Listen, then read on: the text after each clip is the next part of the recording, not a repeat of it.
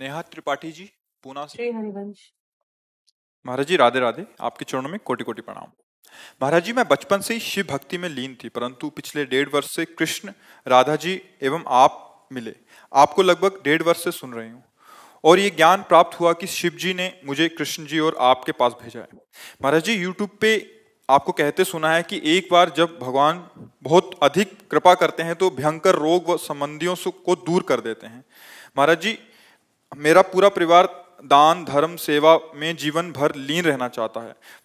पूरे दिन रात राधा राधा नाम जप करना चाहते हैं, परंतु ये डर लगा रहता है कि कहीं ज्यादा पूजा पाठ करने से हमारे सगे संबंधी दूर ना हो जाएं, अन्यथा कोई बड़ा रोग ना लग जाए। अभी बात समझ में नहीं आई ना।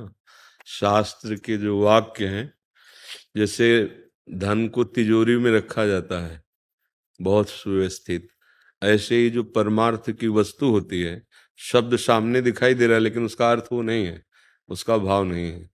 जैसे भगवान ने युधिष्ठिर जी से कहा, जिस पर मैं कृपा करता हूं उसका सर्वनाश कर देता हूं। कितना कड़ुआ लग रहा है नहीं, कि ऐसी कृपा क्या महाराज आप सर्वनाश कर दो। सर्वनाश दुखों का समझना है इसको। जिस पर मैं कृपा करता हूं उसका सर्वनाश कर देता हूं। किसका? दुखों का, संकटों का, अज्ञान का, जन्म मरण का, पापों का। अहम तो हम स्वर पापेभ्यो मोक्षयिष्यामि। भला मंगल भवन भगवान किसी के मंगल का नाश कर सकते हैं? जैसे नहीं, माता में जो वात्सल्य है, पूरे विश्व की माताओं के, पशु पक्षी जितनी भी, वो हमारे भगवान के एक अंश से है। ऐसे वात्सल्य समुद्र भगवान अपने भक्त का कहीं नाश कर दे। आज तक कोई उदाहरण हो तो हमें बताइए।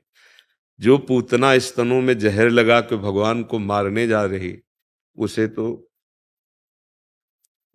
वो गति दे रहे हैं जो मैया यशोदा को मिलती। भला वो भगवान अपने भक्त का अमंगल कर सकते हैं? जैसे भगवान सूर्य से कहा जाए कि तुम्हारी ताकत हो तो अंधकार करके दिखाओ, तो नहीं ताकत है, क्योंकि जब तक वो रहेंगे अंधकार नहीं होगा।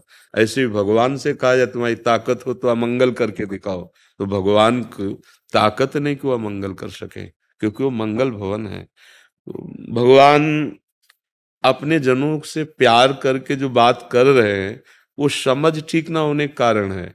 अपने जनों का अमंगल नाश कर देते हैं, दुख नाश कर देते हैं, विपत्ति नाश कर देते हैं। भला कौन सी ऐसी विपत्ति है जो भक्त को दुखदाई लगी हो? किसी भी भक्त के बताना चरित्र जिसमें हम विपत्ति देखते हैं, उसमें कृष्ण मुस्कुराते हुए समीप नजर आते हैं। वो विपत्ति क्या, जिसमें अपना प्यारा अपने नजदीक, वो विपत्ति है। वो संपत्ति विपत्ति है जिसमें प्रभु दूर हो और हम भूल जाएं प्रभु को भोगों में, वो विपत्ति है। देखो, हम परिचय जानते हैं विपत्ति का। हनुमान जी महाराज का, हनुमंत विपत्ति प्रभु सोई, जब तो सुमिरन भजन न हो। तो ये डर लगना, अभी प्यार ही नहीं किया तो डर लगता है। जब प्रेम होता है तो डर नहीं रहता। रहता है? बच्चा बच्ची प्रेम कर लेते हैं ना, तो दोनों निश्चय कर लेते हैं कि जहर खा लेंगे, लेकिन अब हम बिलग नहीं होंगे।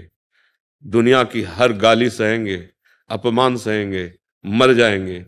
परिवार, इज्जत, धर्म, कुल, सबका प्यार एक कोने में रख करके और भाग पड़ते हैं ना।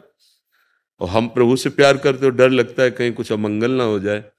सोचो, एक शरीर से प्यार करने वाला परवाह नहीं करता किसी भय की, और तुम सब शरीरों की आत्मा जो भगवान है, उनसे प्यार करने पर ही भय लगे कि कहीं ऐसा ना हो जाए। अभी प्यार नहीं है, अभी तो बातें हैं प्यार की, प्यार नहीं। प्यार जो होता है वो एक अलौकिक वस्तु होती है। नहीं तो डरना नहीं। बात समझ में नहीं आती इसलिए ऐसा है। भगवान अपने जनों को बहुत प्यार करते हैं।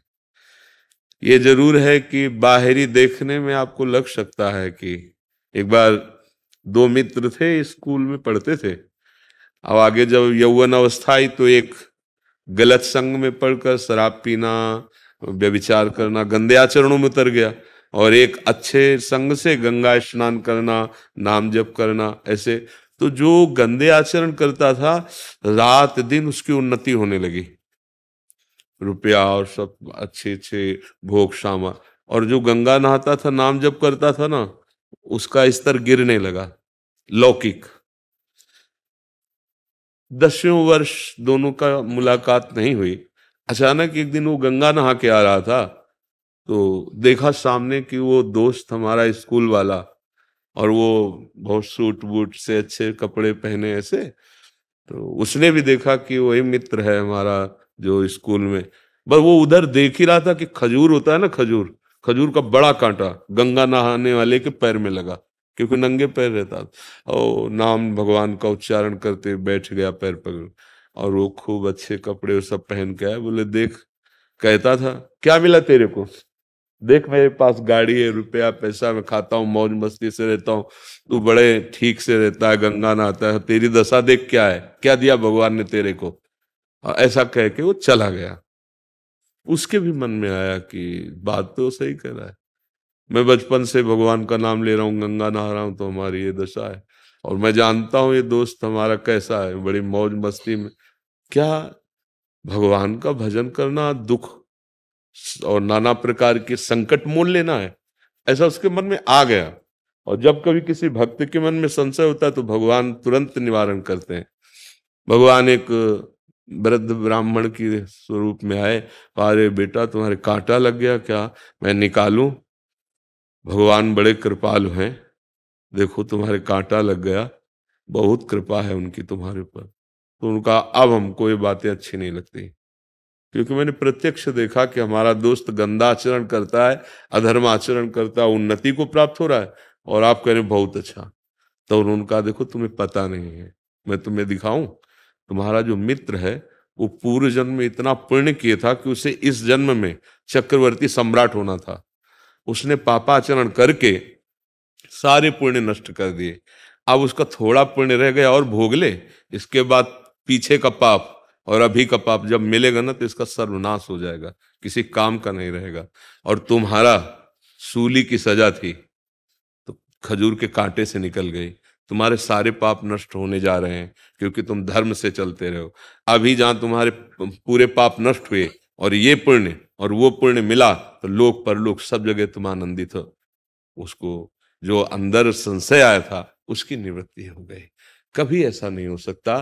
सत्य मार्ग में चलने वाला थोड़ा सा आपको दुखी दिखाई दे सकता है, जैसे धर्मराज युधिष्ठिर, बहुत अभिमान में है दुर्योधन, 12 वर्ष का वनवास, 1 वर्ष का अज्ञातवास, ऐसे पवित्र भगवान के महाभागवत जो देवताओं से प्रकट हुए हैं, उनको कष्ट पर सिंहासन पर कौन बैठा, अंत में वही बैठे और विनाश हो गया कौरवों का। तो हम ये बात समझ नहीं पाते हैं कि शास्त्र क्या कह रहा है। भगवान जो कहते हैं मैं जिस पर कृपा करता हूं उसका सर्वनाश कर देता हूं, सर्वनाश करने का तात्पर्य है उसके दुखों का।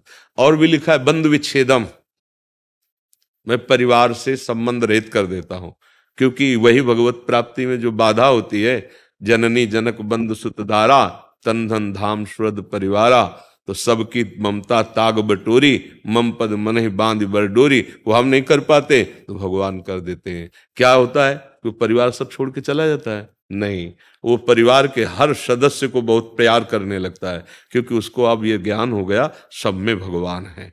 भावना समझने के कारण फिर लगेगा कि देखो ये तो बड़ी विपरीत स्थिति है, और मैं जिस पर कृपा करता हूं उसको धन रहित कर देता हूं।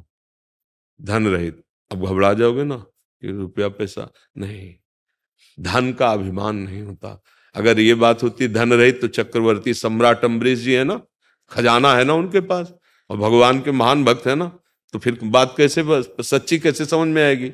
वैसे अगर ये हो कि मैं जिस पर कृपा करता हूं उसका धन हटा लेता हूं, तो सुदामा जी को सुदामापुरी फिर क्यों बना के दी?